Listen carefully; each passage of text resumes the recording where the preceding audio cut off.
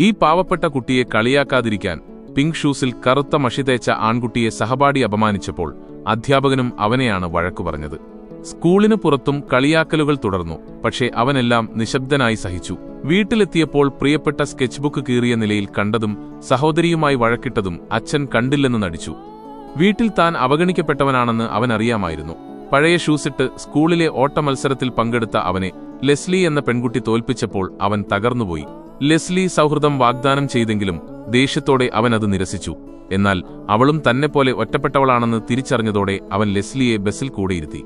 അവർ അയൽക്കാരാണെന്ന് മനസ്സിലാക്കിയതോടെ സൗഹൃദം വളർന്നു. അവൻ അവൾക്ക് സ്കെച്ച് ബുക്ക് കാണിച്ചുകൊടുത്തു.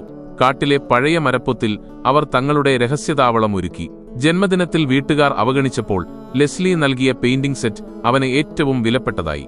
എന്നാൽ പെട്ടെന്നൊരു ദിവസം ഒരപകടത്തിൽ ലെസ്ലി മരിച്ച വാർത്തയറിഞ്ഞ് അവന്റെ ലോകം ഇരുളടഞ്ഞു. സബ്സ്ക്രൈബ് ചെയ്താൽ നാളെ കാണാം.